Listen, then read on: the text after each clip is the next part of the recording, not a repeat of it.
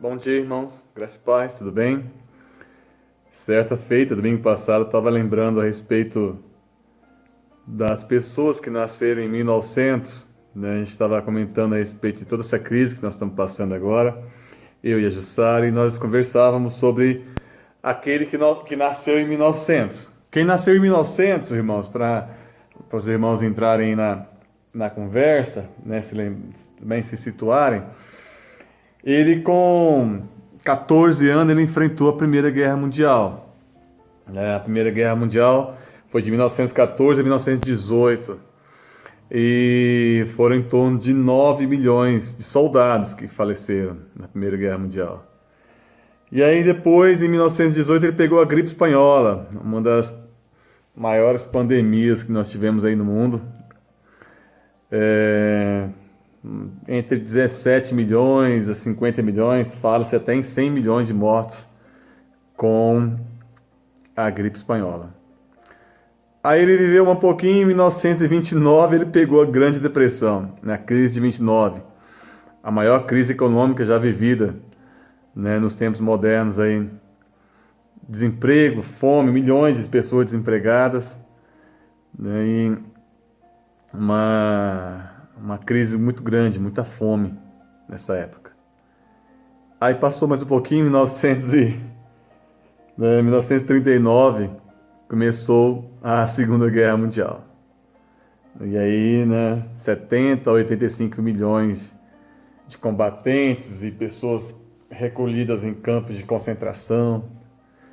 Uma pessoa que sofreu muito, esses que nasceu em 1900, né? E aí é interessante que a gente hoje vê, né, essa crise criada aí pelo coronavírus e muitas pessoas sofrendo e com razão, né? Mas já houve muito sofrimento nessa terra e eu queria falar um pouquinho a respeito de alguém que conhece muito sofrimento, né? Jeremias, né, no seu capítulo 3 de Lamentações, ele começa a abrir o verbo mesmo falando sobre si e sobre o sofrimento que passou. Eu queria convidar os irmãos rapidamente a refletir sobre esse texto.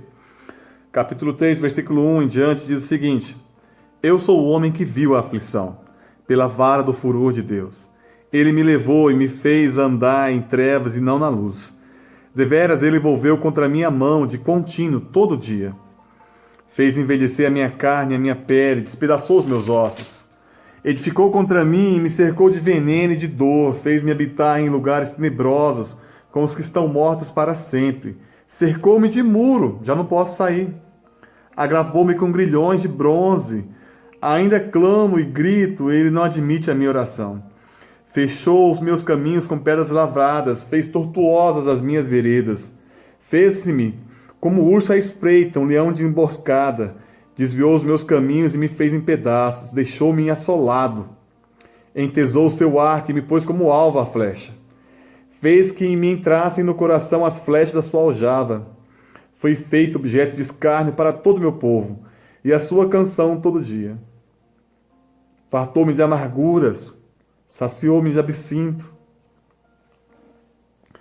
Fez-me quebrar com pedrinhas de areia os meus dentes, cobriu-me de cinza, afastou a paz de minha alma.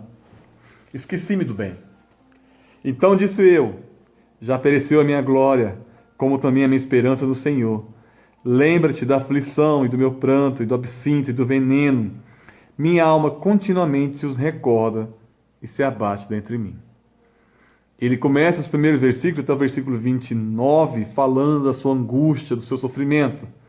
Mas o versículo 21, ele é chave e é central e muda o seu pensamento. O versículo 21 ele traz: quero trazer à memória que pode me dar esperança.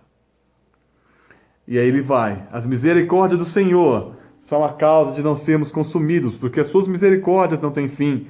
Renova-se a cada manhã, grande é a tua fidelidade. A minha porção é o Senhor, diz a minha alma, portanto nele esperarei. Bom é o Senhor para os que esperam por ele, para a alma que o busca. Aqui ele muda, ele se lembra da misericórdia do Senhor. Do 22 a 26, ele reflete sobre a misericórdia de Deus. E aí ele fala sobre como enfrentar as crises, uma vez tendo na memória aquilo que Deus já fez. Bom é o Senhor para os que esperam por ele, para a alma que o busca. Bom é aguardar a salvação do Senhor, e isso em silêncio. Bom é para o homem suportar o jugo na sua mocidade.